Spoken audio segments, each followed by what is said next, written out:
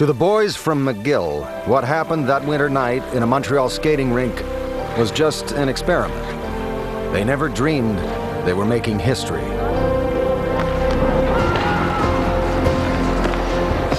But when the puck dropped, they gave the world its first official hockey match.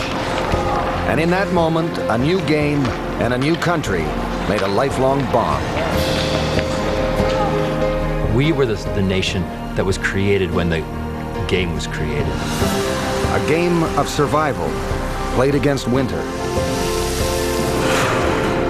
The promise of life in the season of death. It's tough, it's dangerous, it's wonderful. Hometown dreams born on frozen ponds, and epic journeys in the quest for glory. It's the story of miners and mill workers, and the winter stage where any man can be king. Of the struggles and triumphs of the women who fought for their place in the game.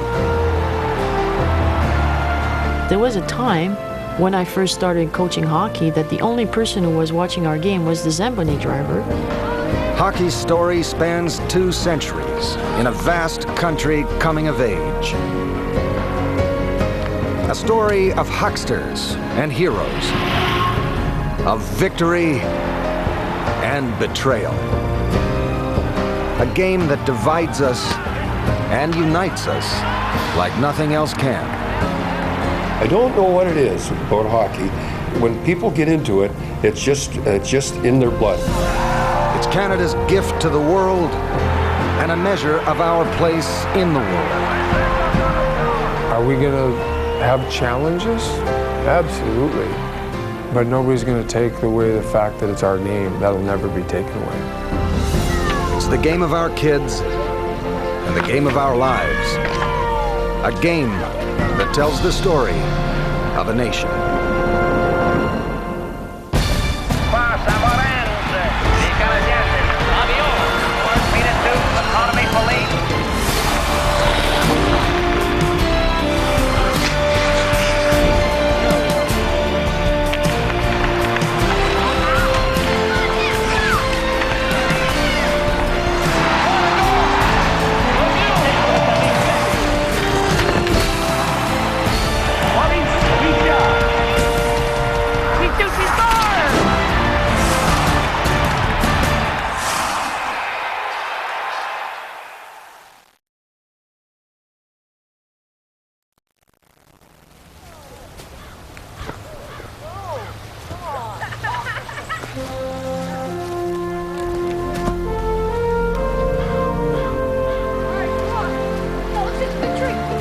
To play shinny, one had to have a good stick, no umbrella handle.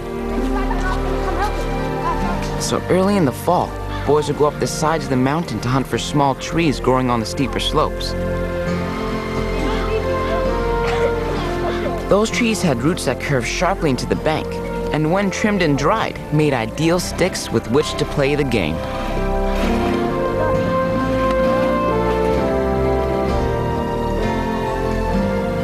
Even before Canada was a country, it was a ritual that marked the passing of one season and the beginning of another.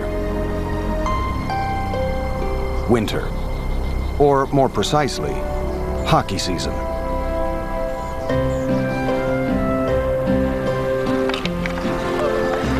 We took advantage of every opportunity. Holidays, and oftentimes after school, we were on the ice.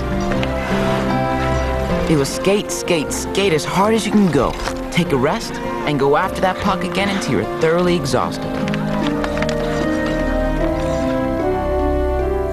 The strange thing is, winter's greatest sport was born in summer, under the hot sun of Egypt and Persia and Greece. When the Athenians built the Parthenon 2,500 years ago, one of the stone carvers, a sports fan, left a record of his passion. A marble relief shows 2 teams with crooked sticks and a ball waiting for the referee's signal. Except for the missing skates and the fact they're buck naked, you'd swear it was a center ice face-off. You know, as humans, we're players. I mean, that's what we do. I mean, we mess around. We see a rock and we kick it. And if you kick a rock, somebody else is going to kick it too. And they may kick it in the opposite direction. And games begin. As civilization spread westward, so did its games. Taking root in Europe and the British Isles, they called it bandy, or hurley, or shinty.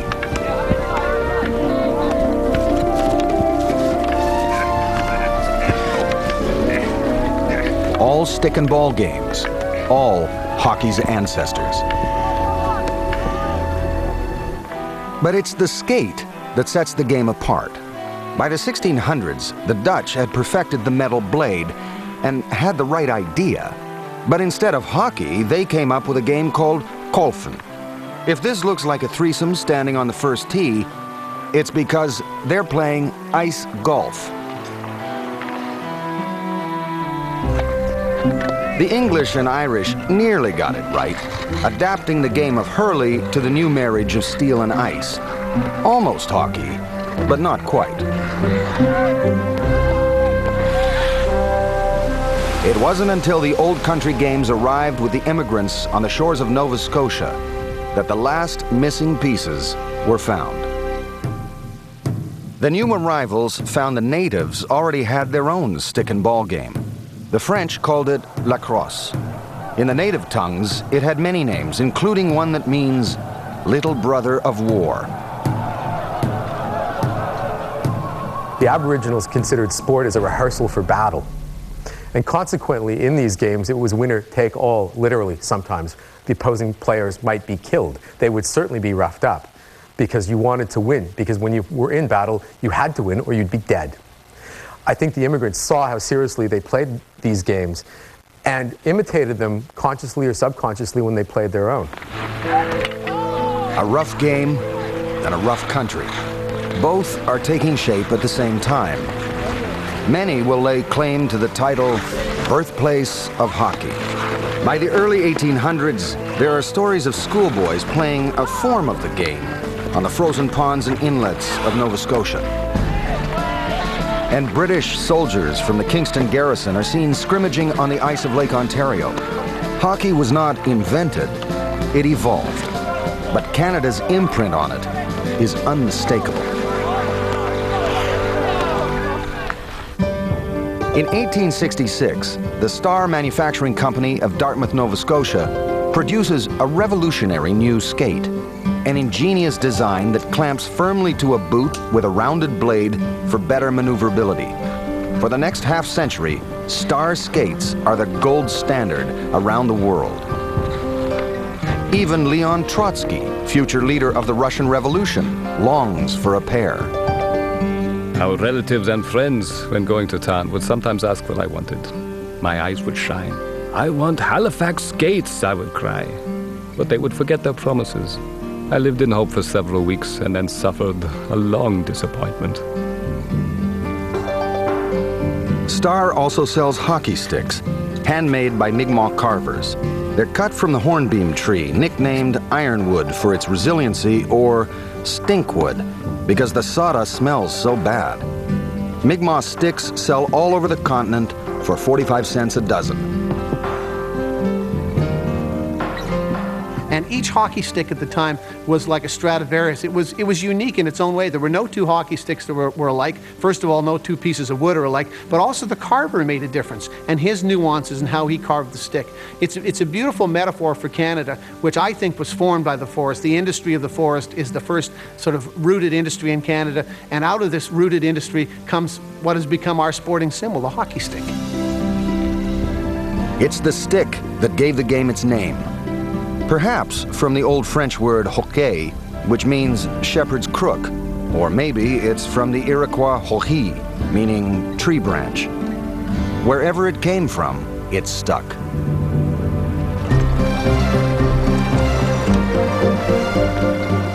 The game in the mid-1800s is a wild, chaotic affair.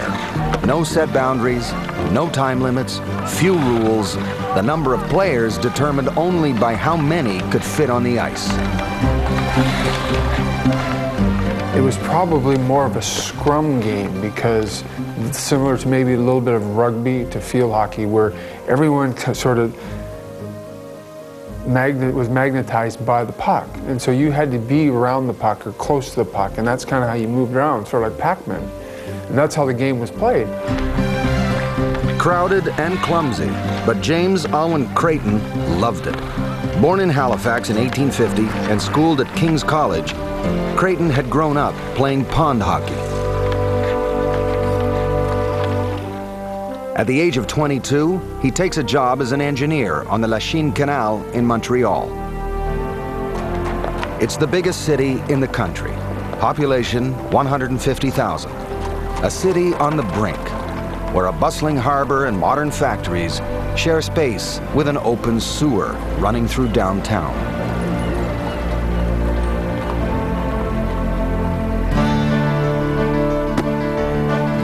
Creighton keeps up his skating and takes up rugby, playing for the McGill University Football Club.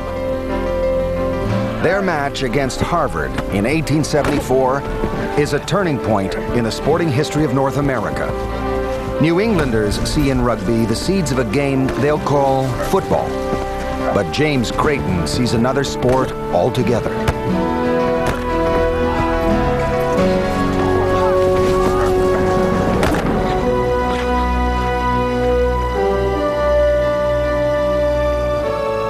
That winter, he recruits his rugby teammates, outfits them with Mi'kmaq sticks and star skates, and lays out the rules.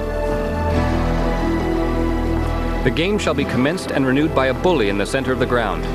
Charging from behind, tripping, collaring, kicking, or shinning shall not be allowed. No player shall raise his stick above his shoulder.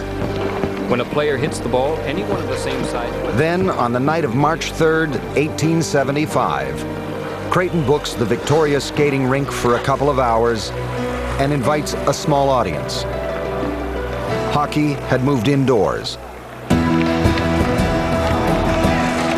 And now, instead of the wide-open game played outside for the last 75 years, it has boundaries, squeezed into a space roughly the size of a gladiator ring.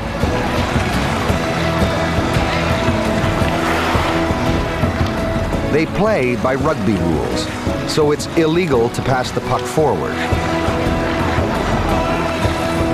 Stick handling is the only way to attack, and body checking the best way to defend. The goalposts are 8 feet apart, and the goalies are forbidden from falling or kneeling to make a save. They play 9 men aside, no substitutions. Everyone goes the full 60 minutes. Strange to modernize, maybe, but there's no question it's hockey. God didn't point to Montreal on March 1875 and, a lightning bolt, and suddenly there was this new game. But all the elements have fed together into one place, the biggest city in the country, the most important city in the country, though, Halifax certainly has its place. Everything just mushrooms and explodes from there. I mean, there's no getting around that. Whether you want to say that's the first game or not, it's where the game changes. The score is 2-1, partway through the second half, when the trouble starts. A few members of the skating club had seen enough and wanted their ice back. So the first official hockey game in history is called early because of a fight. Even so young, the game had demonstrated a potent capacity to inflame passions like no other.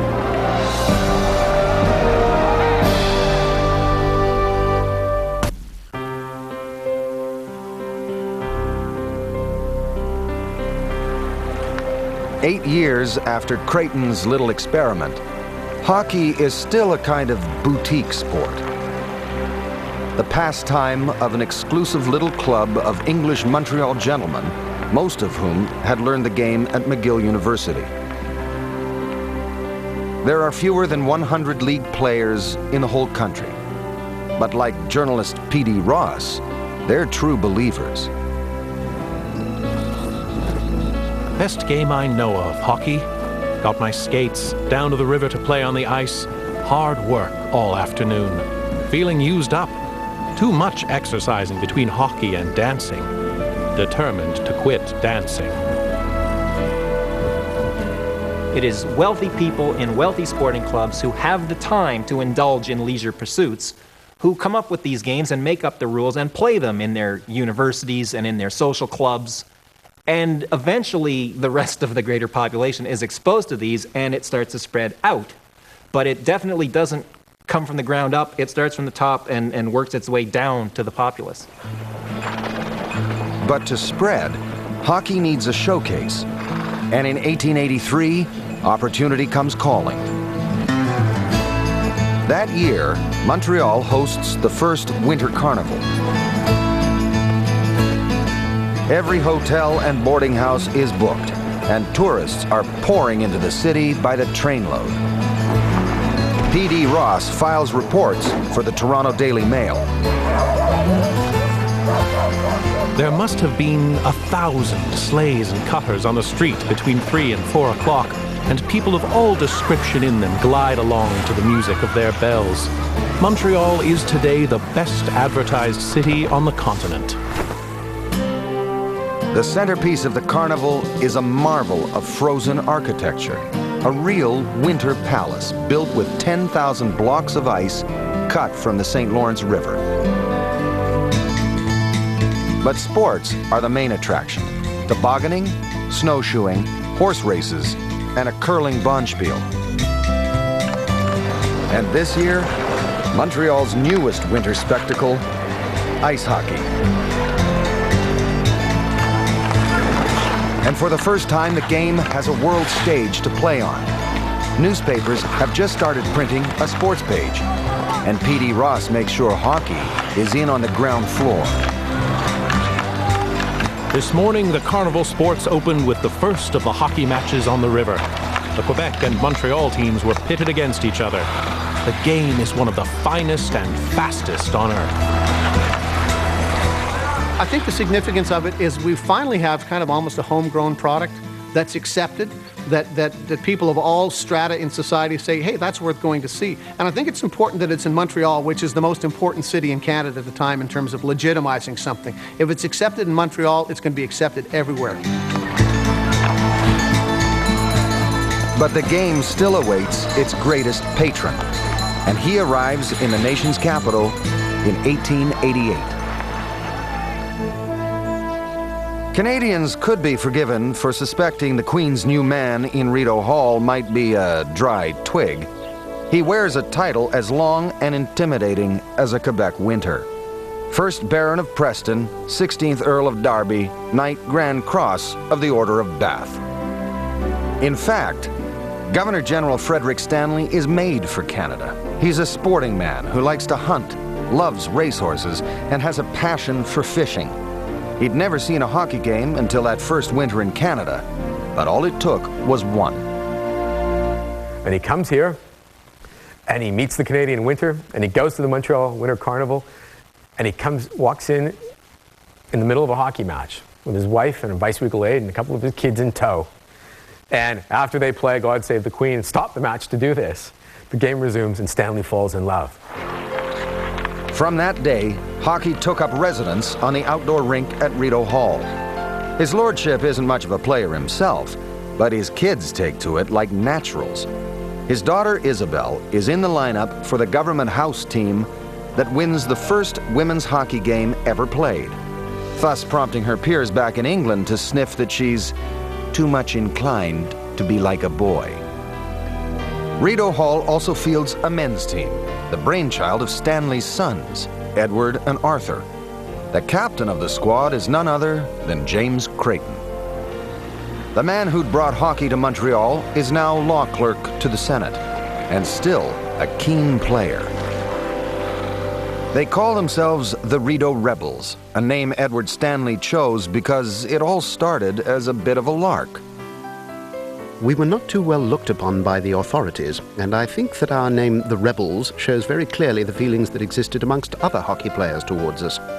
The mere thought of it connects me with one of the happiest times of my life. The Rebels take hockey on the road, giving it the kind of exposure only royalty can attract. They'd take Lord Stanley's private rail car and they'd go into Ontario and play matches, along with James Creighton, who was also on the team. It's an extraordinary collection of individuals.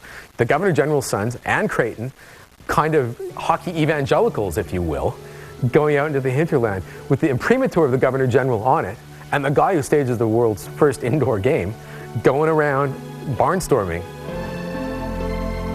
Before the family returns to England in 1892, the Stanley boys cajole their father into a $50 investment with a London silversmith. A modest little cup that any team in the Dominion can challenge for and none can keep. Hockey has its greatest prize.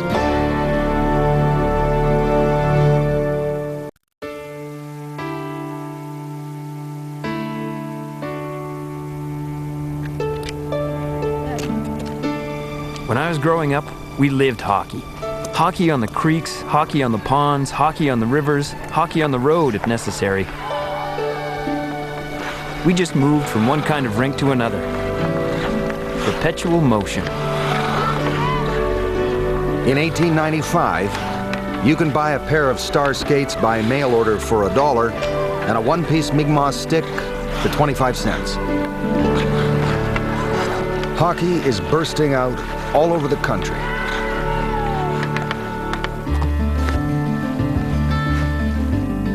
Bankers face off against each other in Regina, plumbers' helpers play in Ottawa, and firefighters in Calgary. The young Jubilees of Dartmouth and the Eurekas of Halifax play for the Colored Championship of Nova Scotia. And the first women's teams are forming in universities in Quebec and Ontario.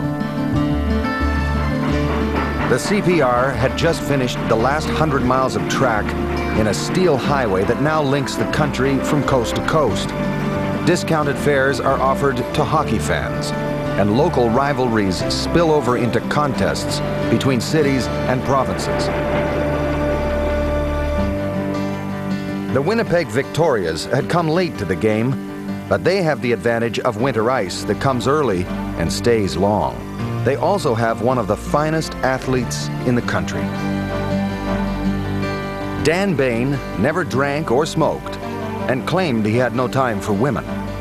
Dan Bain collected championships. He won his first at the age of 13 in roller skating, and they just kept coming. Gymnastics, lacrosse, the pair's figure skating crown, 3 consecutive cycling championships. Dan Bain could win at anything. I couldn't see any sense in participating in a game unless I was good. I kept it a sport just long enough to nab a championship, and then I'd try something else. In 1895, that something else is hockey. Bain answers a help wanted ad inviting tryouts and wins a spot on the Winnipeg team. By now, the championship is in its 3rd year, and Montreal teams have won the silverware every time. The Montreal Victorias are considered unbeatable. But in February 1896, the Winnipeggers head east to challenge for the Cup, with a Manitoba Free Press reporter in tow. Out from the west go 7 of the Prairie Capital's most stalwart sons to do battle. We have shown that Winnipeg is the curling center of the world, and if the Stanley Cup is brought to the bull's eye of the Dominion, we will have proven our right to be called the hockey center of the world. It realizes the vision that Lord Stanley had. You have a team from the West, which in those days was the hinterland, coming east to play in a big series. You have all sorts of modern inventions which tie the country together, telegraph, the railway, etc. All of a sudden, this vision of Canada is realized in a hockey sense. And we have this Challenge Cup, which represents the championship of Canadian hockey. So Winnipeg comes into the heartland of establishment Canada. It's a phenomenon that no one has seen before. The game is played in the old Victoria skating rink, under the same roof where 21 years earlier James Creighton had first brought hockey in from the cold. But this time, the place is packed to its elegant rafters.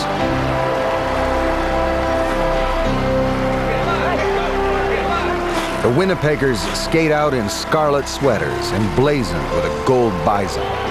Their goalie, Cecil Merritt, sports a pair of white cricket pads, an innovation born of necessity since his teammates had perfected a wicked wrist shot.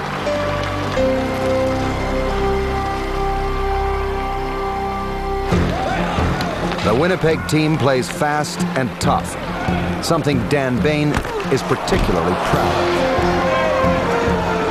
It was play 30 minutes, rest 10, then play another half hour, and with no substitutions. When we passed, the puck never left the ice. And if a wingman wasn't there to receive it, it was because he had a broken leg.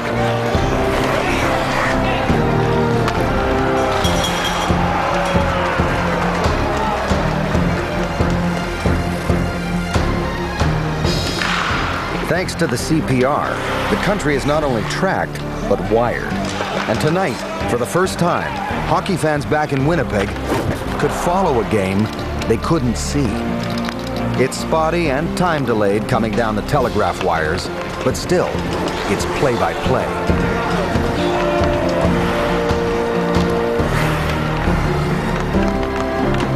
This night, Dan Bain leads the team in penalty minutes and gets an assist on the winning goal late in the second half.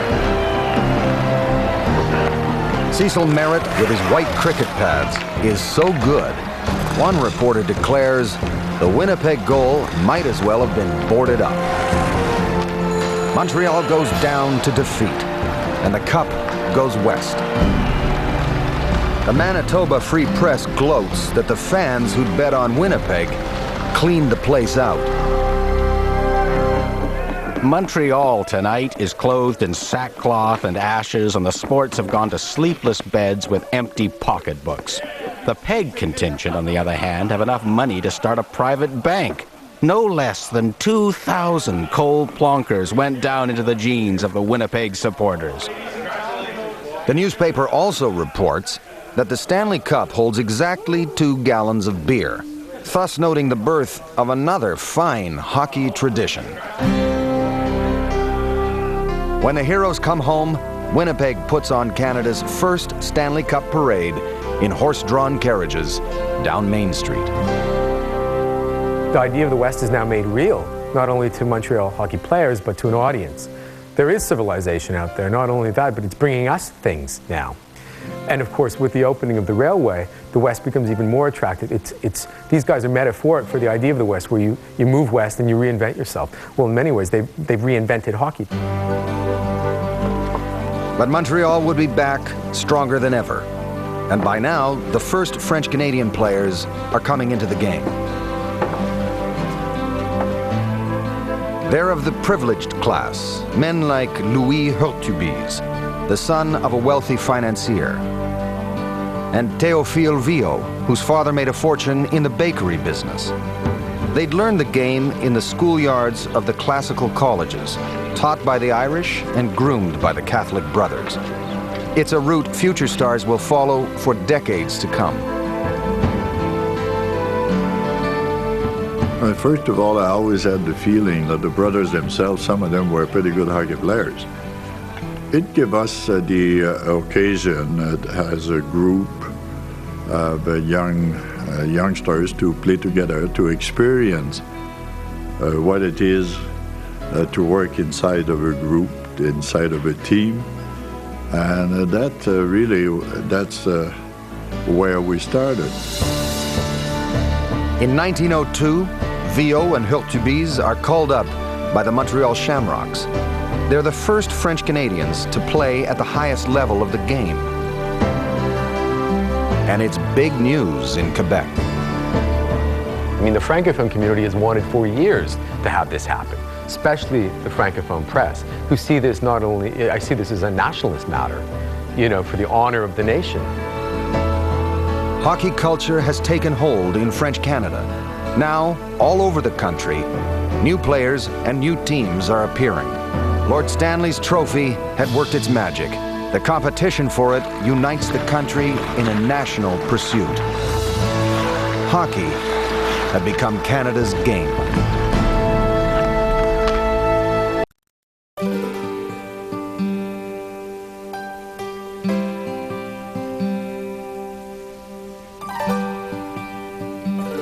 Of all the fortune seekers who joined the Klondike Gold Rush in 1897, few are as bold or as lucky as Joseph Whiteside Boyle. By the time he treks into Dawson City, the place is crawling with every hustler, whore, and dreamer west of Winnipeg. But Joe Boyle dreams big. He invests in timber concessions, sawmills, and shipping docks. And while others are panning or sluicing, he builds giant floating dredges and mines the whole Klondike River.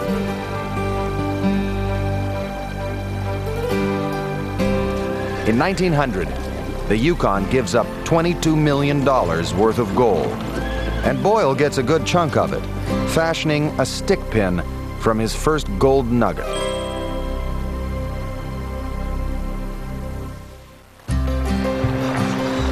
And that winter, he sees his first hockey game. Soon, he's managing one of 4 teams playing in the Dawson City Hockey League. It's a hodgepodge of civil servants, Mounties, and miners.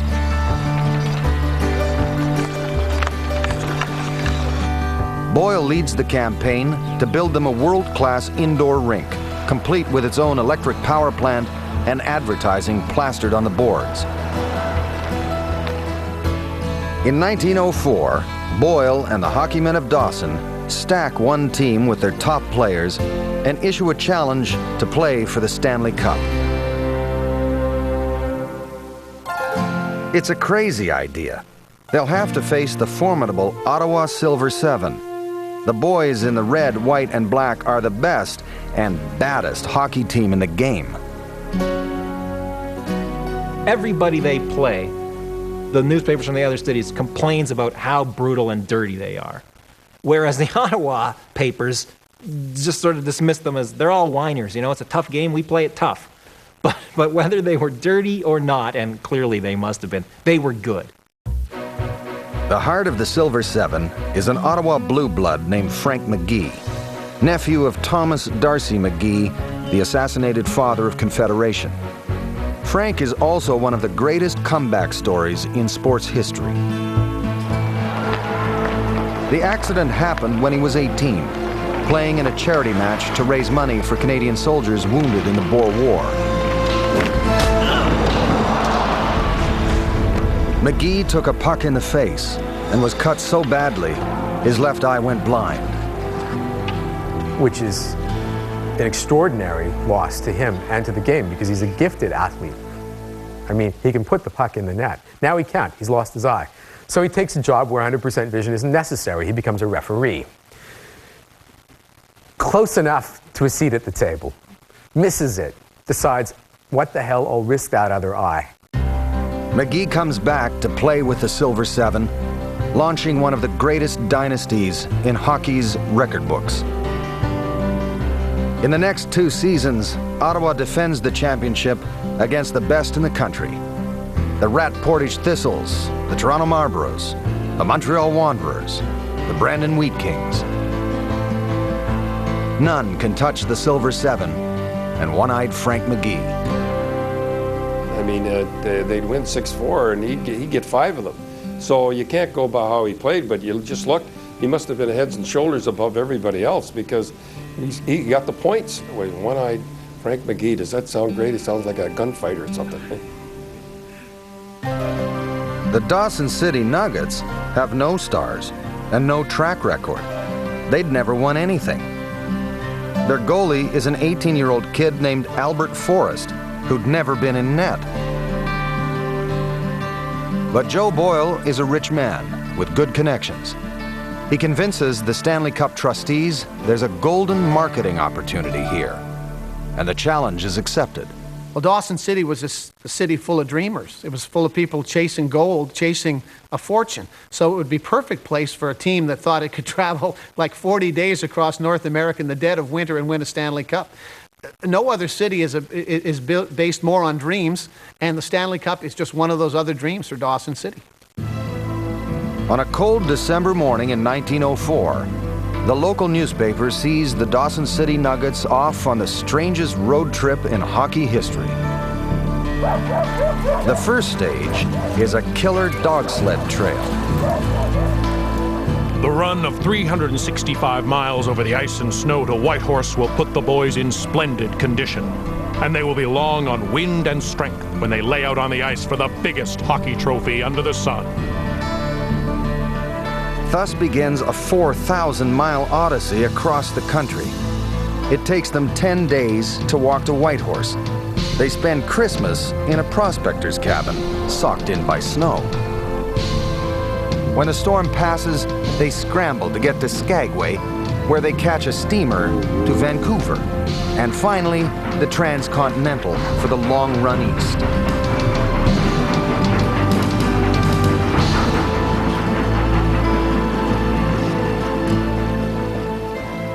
Ottawa, January 11th, 1905, special to the Gazette. The Dawson hockey team arrived in Ottawa. By the time they pull into town, the Nuggets are national celebrities. They average about 160 pounds in weight and are a rugged-looking lot, apparently fit to rough it up to any degree if necessary. Rugged and wrung out. Joe Boyle pleads for a postponement until his boys can recover, but Ottawa refuses, and they're forced to play the first match of the series 48 hours later.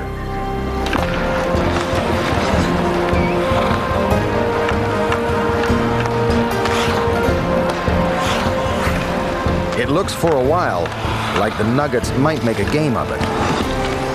But in the end, fatigue takes its toll, and they lose the first game 9-2. Still, Joe Boyle remains confident in his post-game report to the home crowd. It was a great game, and the score is no criterion of it. We have a good chance to win the cup. Every prospect at Monday's game will tell a different story. The next day, one of the Nuggets even suggests that the great Frank McGee, who'd only scored once, didn't look that hot. Big mistake.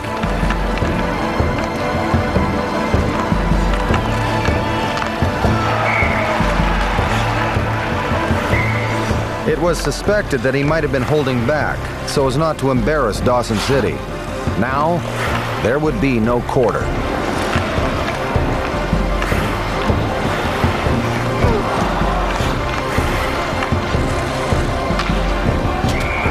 In the second game, McGee is dazzling. He scores 14 goals, including a flurry of 8 in the space of 9 minutes.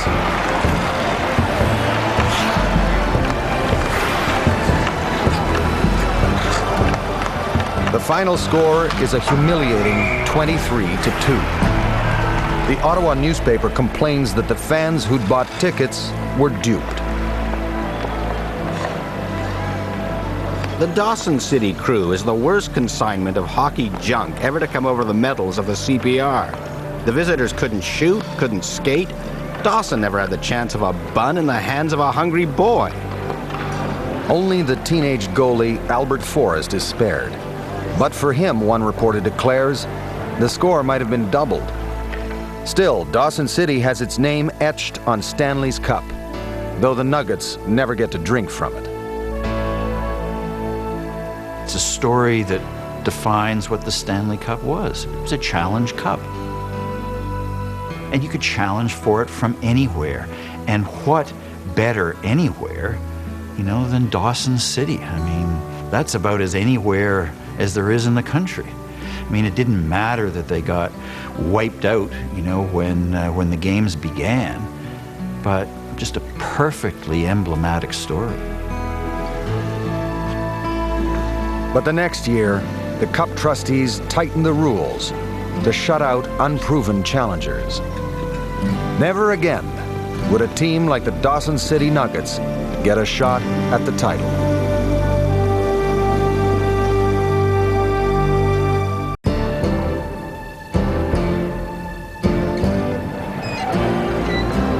Hockey had come a long way since that first experiment in a Montreal skating rink in 1875. 30 years on, the game is faster, more exciting, and a lot rougher. From its genteel roots, hockey has grown into a full-blooded and violent sport. Brawls are frequent, and the stick work so brutal that in 1904 alone, 4 players were killed during hockey games. Utah, I think the hockey's tough in the 70s. You should have seen it then.